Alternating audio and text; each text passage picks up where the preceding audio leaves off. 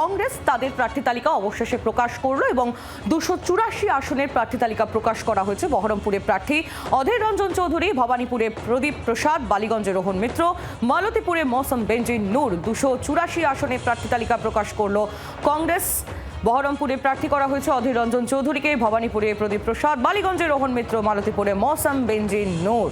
অবশেষে কংগ্রেসের তরফ থেকেও প্রার্থী তালিকা প্রকাশ করা হয়েছে। 284 আসনের প্রার্থী তালিকা প্রকাশ। আপনারা জানেন কংগ্রেস আগেই জানিয়ে দিয়েছিল যে তারা একাই লড়বে।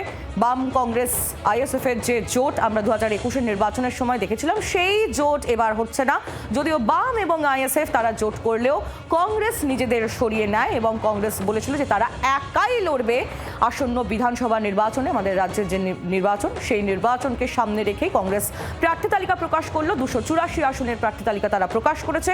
বহরমপুরে প্রার্থী অধীর রঞ্জন চৌধুরী, ভবানীপুরে প্রদীপ প্রসাদ, বালিগঞ্জে রোহন মিত্র এবং মালতীপুরে মৌসম বেনজির নূর।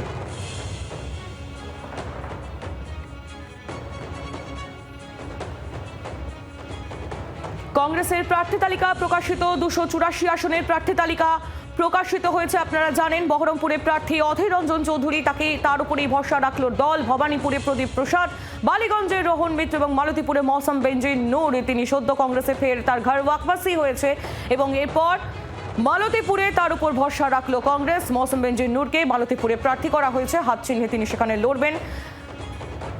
কংগ্রেসের যে প্রার্থী তালিকা, 284 আসনের প্রার্থী তালিকা প্রকাশ করলো কংগ্রেস।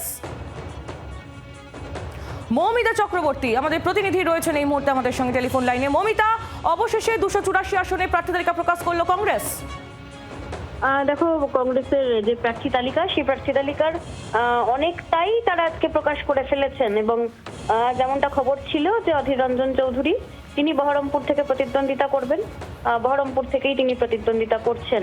মৌসম বেনজির নূর, প্রদীপ প্রসাদ, সুমন রায় চৌধুরী, শাহিনা জাভেদ, অর্ঘ্যগণ, আশুতোষ চট্টোপাধ্যায়, প্রদীপ প্রসাদ, এরকম মিল্টন রশিদ, আলী ইমরাজ রাম, এরকম পুরনো মুখেদের যেমন দেখতে পাওয়া যাবে, নেপাল মাহাতোদের যেরকম প্রতিদ্বন্দ্বিতা করতে দেখতে পাওয়া যাবে, বেশ কিছু নতুন মুখও কংগ্রেসের প্রার্থী তালিকায় রয়েছে। এবং কংগ্রেস প্রথম থেকেই সিদ্ধান্ত নিয়েছিলেন যে তারা একলা লড়াই করবেন এবং সেই অনুযায়ী তারা তাদের প্রার্থী তালিকা, যে অধিকাংশ প্রার্থীদের নাম কিন্তু ইতিমধ্যেই তারা ঘোষণা করলেন।